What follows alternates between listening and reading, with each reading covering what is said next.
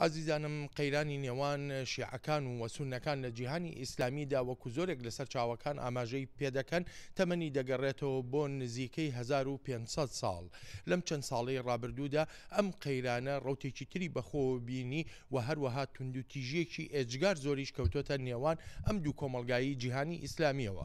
ڕووداوەکانی پاکستان، ئەوانەی بەحرین، هەروەها ململانەی سیاسی لە نێوان کۆمەڵگای شیعە و کۆمەڵگای سوننەدا لە خۆرهەڵاتی ناوەڕاستدا ئاماژەی ترن بەوەی کە ئەم قەیرانە چەند چڕ بۆتەوە و چەندیش قوڵ بۆتەوە. چی بکرێ باشە بۆ چارەسەرکردن و نەهێشتن یاخۆ هەر هیچ نەبێ کەمکردنەوەی ئەم جۆرە ئاڵۆزیانەی نێوان ئەم دوولایەنەی ناو جیهانی ئیسلامی. ئەمە یەکێکە لەو بابەتانەی کە نێوەندی بروکینگز بۆ توێژینەوەی نێونەتەوەیی دێت و قسەی لەسەر دەکا.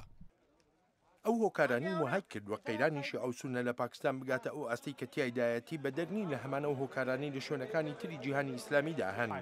بروس ڕایدڵ لە نێوەندی بروکینگز دەستپێکی توندوتیژی نێوان شیعە و سونە لە پاکستاندا دەگەڕێتەوە بۆ سەر وەختی سەرکردەی لەشکری زیا الحەق. It flows from Pakistan's third military dictator Zia al-Haq. شەڕی ئاینزایی لە مێژووی نوێی پاکستانە لە زیا الحەق سیهەم دیکتاتۆری لەشکریەوە دەست پێ دەکات. سونیەکی جیهادی بوو. دەشتوانم بڵێم باوکی ڕۆحی جیهادیەکانی جیهانی نوێیە.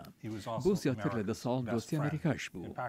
لە دەمی گۆڕانکاریەکانی ئیراندا هاتە سەر دەسەڵات کە کاریگەریشی هەبوو بەسەر بواری سیاسی پاکستانەوە و یەکەم لایەنی سیاسی شیعە لە وڵاتەکەدا لە ساڵی 80دا وەڕێک لە پاش شۆڕشی ئیسلامی دامەزرا.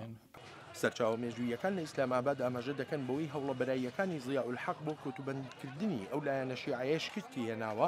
وەک ڕایدڵ دەڵێ زۆرێک دەڵێن ئەو دیکتاتۆرە لەشکریە ڕژ نەبوو لە هەوڵەکانیدا بۆیە پەنای بردووەتە بەر عەرەبستانی سعودیە وەک هاوپەیمانێکی نوێ و سعودیەکانیش پشتیوانیان لە شێوازی وەهابیەکان کردووە لە پاکستاندا. بروس ڕایدڵ دەڵێت بەشی دووەمی ئەم قەیرانە پێکهێنانی هێزە میلیشیاکانی دژە شیعە بوو لە پاکستاندا لە ساڵی 1985دا و دەشێت هەندێک لە دامەزراوە دەوڵەتیەکان لە پاکستان پشتیوانیان لەم ڕێکخراوانە کردووە. Like a lot of Pakistani terrorist groups, it has been officially banned since 2001. وەک زۆرێک لە ڕێکخراوە توریستەکانی پاکستان بۆ نمونە لەشکری جەنگ لە ساڵی 2001ەوە بە فەرمی قەدەغا کراوە. بەڵام هێشتا لەلایەن دەزگای مخابراتی پاکستانەوە پشتیوانی دەکرێت و وەک باڵێکی ئەو دامەزراوە لێ دەڕوانرێت و بە گرنگیشەوە سەیری دەکرێت بۆ جێبەجێکردنی گەلێک کار لە دژی ئەوانەی بە دژمنانی پاکستان ناودێری دەکات. جارێکی تریش لە پاش شۆڕشەکانی بەهاری عەرەب قەیرانی شیعە و سوننە لە وڵاتانی عەرەبیدا سەر هەڵدەدەنەوە بە تایبەتیش کاتێک دێتە سەر ئەو ململانیانەی لەسەر دەسەڵات و لەسەر ئابووری دەکرێن. دکتۆر ژنێڤ عەبدۆ دەڵێت ململانیەکان بۆ دەسەڵات و ئابووری و جیاوازی بڕواکانیش هۆکارن بۆ خۆشکردنی قەیرانی ئاینزایی. لە زۆرێک لە وڵاتانەی بەهاری عەرەبی تیایدا بوو جیاوازی ئاینزایی بۆ مەبەستی ململانەی دەسەڵاتی سیاسی دەستی پێکرد.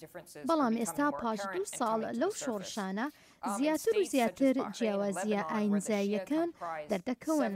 بۆیە سیر دەکەین هۆکاری هاتنە ئارای بەهاری عەرەب کە دەبێت دیموکراسی بێت بەڵام لایەنە ڕێکەبەرەکان هەر یەکە و بەڕوانینی خۆی ناوی لێدەنێت. کارنامەی شیعەگەراییان بە پێچەوانەوە بە سوننەگەرایی ناودێری دەکەن. دکتۆر ژنێڤ عەبدۆ دەژڵێت لەو ناوچەی جیهاندا هەرچەندێک سوننەکان زیاتر دەسەڵات بگرنە دەست ئەوا شیعەکان هەست بە مەترسی زیاتر دەکەن بۆ سەر ئایندەیان و ترس و نیگەرانیشیان لەوەیە ئەگەر حکوومەتەکەی بەشار الئەسەد بڕوخێ ئەوە تەواوی ناوچەکە دەکەوێتە ژێر کۆنتڕۆڵی سوننەکانەوە. هەر بۆیە وەک دەڵێت هەر هیچ نەبێت لە ئێستادا بیرکردنەوەی لایەنە ئاینزاییەکان لە هەر شوێنێکدا بن ڕەهەندی گشتگیری وەرگرتووە. You don't have just the Shia in Bahrain. بۆ نمونە شیعەکانی بەحرین وها بیر ناکەنەوە هەر تەنها شەڕ بۆ خۆیان بکەن بەڵکو بە شەڕ لە پێناو شیعەکانی ناوچەکە دایدەنێن و سووریایان کردوتە کرۆکی مەسەلەکەیان. بە هەمان شێوەش سوننەکان بۆ نمونە لە لوبنان وهای دادەنێن ئەوەی لە سووریا ڕوودەدات لە پێناو سوننەکانی ناوچەکەدایە. ئەوەی ئێستا لە ڕۆژهەڵاتی ناوەڕاستدا ڕوودەدا لە ڕوانگەی قەیرانی ئاینزاییەوە وەک چاودێر دەڵێن دروستبوونی دوو بەرەیە ئێران و سووریا و حزبوڵڵا لەلایەک و لاکەی تریش عەرەبستانی سعودیە و وڵاتە یەکگرتووەکانی ئەمریکا و تورکیایە. دەشڵێن بەردەوامی ئەم قەیرانە ئاینزاییە لەناو جیهانی ئیسلامیدا وەها دەکات لە ئایندەیەکی نزیکدا سەرنجەکان لەسەر ئاڵۆزیەکانی نێوان ئیسرائیلی و فەلەستینیەکان کەم بکاتەوە لە نێوەندەکاندا سەنگی بخرێتە سەر قەیرانی ئاینزایی ڕۆژهەڵاتی ناوەڕاست.